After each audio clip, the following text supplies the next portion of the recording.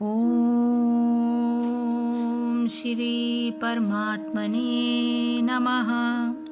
अकीर्तिं च अपि भूतानि कथयिष्यन्ति ते अव्ययां संभावितस्य च अकीर्तिः मरणतः अतिरिच्यते।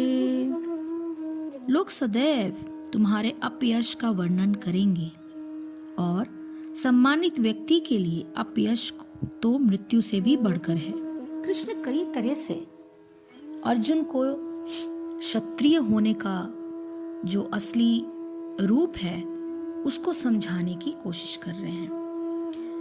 अब अर्जुन के मित्र तथा गुरु के रूप में भगवान श्री कृष्ण अर्जुन को युद्ध से विमुख न होने का जो अंतिम निर्णय देते हैं, वे कहते हैं, अर्जुन, यदि तुम युद्ध प्रारंभ होने के पूर्व ही युद्ध भूमि छोड़ देते हो तो लोग तुम्हें कायर कहेंगे, और यदि तुम सोचते हो कि लोग गाली देते रहें किंतु तुम युद्ध भूमि से भागकर अपनी जान बचा लोगे, तो मेरी सलाह है कि तुम्हें युद्ध में मर जाना ही श्रेयस्कर होगा। तुम जैसे सम्माननीय व्यक्ति के लिए अपकीर्ति मृत्यु से भी बुरी है। आपकी अपकीर्ति जो है वो फैलेगी क्योंकि आप क्षत्रिय होकर क्षत्रियता का पालन नहीं कर रहे हो।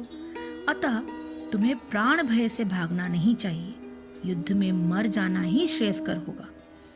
इससे तुम मेरी मित्रता का दुरुपयोग करने तथा समाज में अपनी प्रतिष्ठा खोने के अपयश से बच जाओगे। अतः अर्जुन के लिए भगवान का जो अंतिम निर्णय था वो संग्राम से पलायन न करे अपितु युद्ध में मरे। तो कितनी सुंदर सी बात भगवान ने समझाने की कोशिश की कि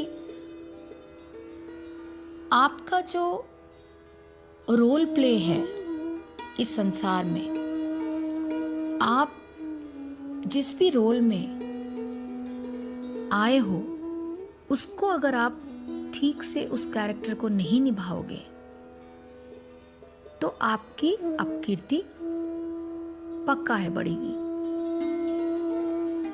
तो भगवान चूंकि अर्जुन के मित्र थे तो उन्होंने ये एक आखिरी कटु शब्द उनको कहा कि इससे अच्छा है तुम युद्ध भूमि में मर जाओ, युद्ध मत लड़ो, बस जाके युद्ध भूमि में तुम खड़े हो जाओ और मर जाओ। तो कर्तव्य पालन न करने से जो महान हानियां हो सकती हैं वही चीजों को भगवान ने समझाने की यहाँ कोशिश की है।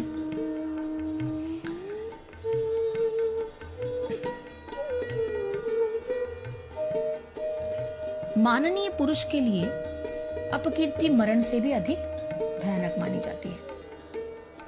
इस श्लोक में भगवान घोषणा करते हैं कि जहां एक और धर्मयुक्त कर्तव्य के पालन से मनुष्य को आदर और यश की प्राप्ति होती है, वहीं दूसरी ओर कर्तव्य के पालन न करने से जो अपकीर्ति होती है वो श्रेष्ठ पुरुष के लिए मरण से भी अधिक भयानक होती है। बहुधा लोग कर्म में प्रवृत्त होने पर यह विचार नहीं करते कि उनकी कार्यशैली कैसी होनी चाहिए। अधिकांश लोग अपना अपना कर्तव्य विवशता से करते हैं, अन्यथा अनमने भाव से करते हैं। उनकी ये इच्छा रहती है कि तब तक कम से कम काम करना चाहिए जब तक अधिक लाभ होने की संभावना ना हो। उनकी दृष्टि कर्तव्य कर्म पर नहीं अपितु उसके फलस्वरूप होने वाले लाभ पर रहती है। इसके उदाहरण कार्यशालाओं, शिक्षालयों आदि सब स्थानों पर आजकल देखने को मिलते हैं।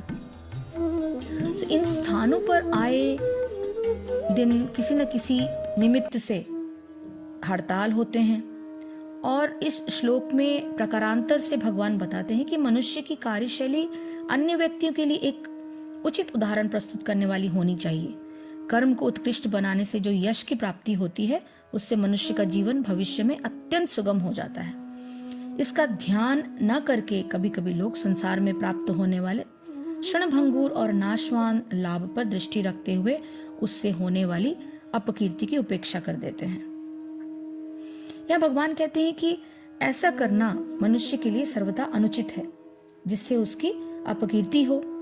ऐसा करने से समाज में दोषपूर्ण मान्यताओं का प्रचलन हो जाता है। इस प्रकार की दोषपूर्ण मान्यताओं मान्यताएं जब समाज में प्रचलित होने लग जाती हैं तो उनसे प्रभावित होकर लोग व्यक्तिगत लाभ के लिए ऐसे कार्य करने लगते हैं जिसमें दूसरों की हानि हो। जिसकी हानि होती है वे दुखी होकर उस मनुष्य को दोष देते हैं जिसके आचरण से प्रभावित होकर अन्य लोग भी दोषपूर्ण आचरण करने में प्रवृत्त हो जाते हैं।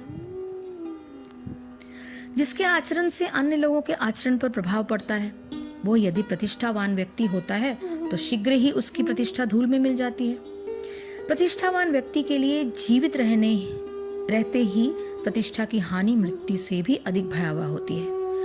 आजकल भी इस प्रकार के अनेक मामले होते हैं जिसमें सामाजिक और राजनीतिक क्षेत्र में प्रतिष्ठा प्राप्त व्यक्तियों के द्वारा किए गए दुराचरण की गाथाएं समाचार पत्रों में और लोगों की बातचीत में विषय का चर्चा बन जाती है।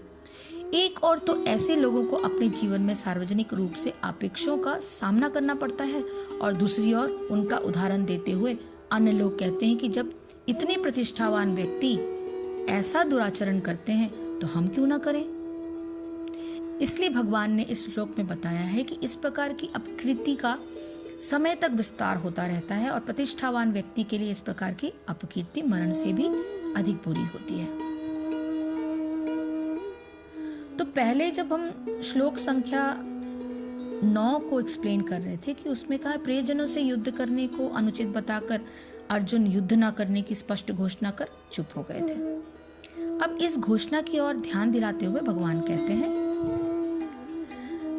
भयाद्रणादुपरन्तं मन्स्यन्ते त्वां महारथाः येषां च त्वं बहुमतो भूत्वा यास्यसि लाघवम्।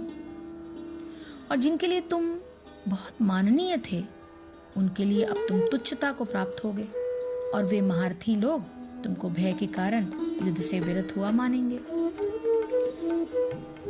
तो ये बार बार श्री कृष्ण समझाने की कोशिश कर रहे हैं कि अपनी जिस चीज के लिए तुम्हारा जन्म हुआ है, जिस चीज के लिए तुम आए हो और जिस चीज को पाने के लिए तुमने इतने सारे प्रमाण पत्र हासिल किए, उस चीज को किए बिना तुम भाग नहीं सकते। तो भगवान श्री कृष्ण अर्जुन को अपना निर्णय सुना रहे हैं। तुम ये मत सोचो कि दुर्योधन, कर्ण तथा अन्य समकालीन महारथी ये सोचेंगे कि तुमने अपने भाइयों तथा पितामह पर दया करके युद्ध भूमि छोड़ी है। वे तो यही सोचेंगे कि तुमने अपने प्राणों के भय से युद्ध भूमि छोड़ी है।